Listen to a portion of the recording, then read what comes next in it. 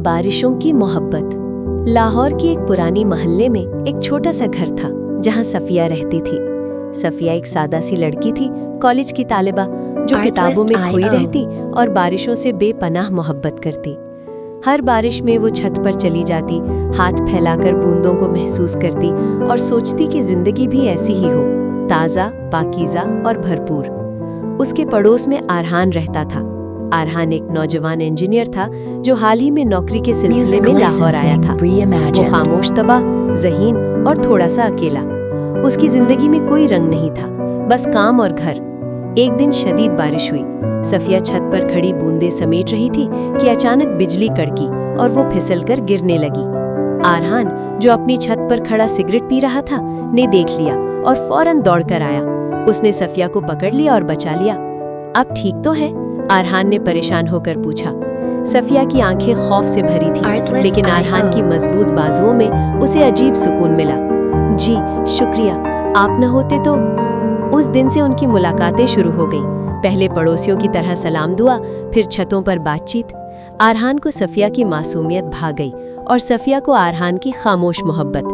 बारिश का मौसम था और हर बारिश में वो दोनों छत पर मिलते। आरहान सफिया को अपनी जिंदगी के किस्से सुनाता, अपने ख्वाब, अपनी तन्हाई। सफिया हंसती और कहती, बारिश सब धो देती है, आपकी तन्हाई भी धुल जाएगी। एक दिन आरहान ने हिम्मत करके कहा, सफिया, मैं तुमसे मोहब्बत करता हूँ। तुम्हारी मुस्कुराहट मेरी जिंदगी का वाहिद रंग है। सफिया की आंखें नम हो गईं। आरहान, मैं भी। तुम्हारे बगैर अब ये बारिशें अधूरी लगती हैं। उनकी मोहब्बत परवान चढ़ने लगी। छुप छुप कर मिलना, खत लिखना, देर रात फोन पर बातें। आरहान सफिया को पार्क ले जाता, बारिश में भीगते, एक दूसरे के हाथ थामते। जिंदगी जन्नत लगती थी। लेकिन जिंदगी हमेशा जन्नत नहीं रहती। सफिया के घर वालों को पता चल गया। सफिया का बाप एक सख्त गिर आदमी था, जो खानदानी रवायात का पाबंद। उन्हें एक अमीर घराने से रिश्ता आया था, एक लड़के का जो सऊदी अरब में नौकरी करता था। ये पड़ोसी लड़का तुम्हारे लायक नहीं, वो तो बस एक मुलाजिम है, बाप ने गुस्से से कहा।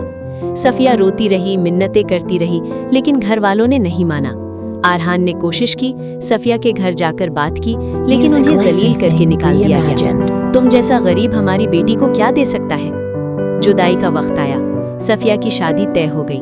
आरहान तबाह हो गया। वो रातों को जागता, बारिश में भीगता और सफिया को याद करता। सफिया भी रो रो कर पागल हो रही थी। शादी के दिन जब दूल्हा आया, सफिया ने सबके सामने इनकार कर दिया। मैं किसी और से मोहब्बत करती हूँ। घर में कयामत आ गई। बाप ने उसे मारा, घर में कैद कर दिया।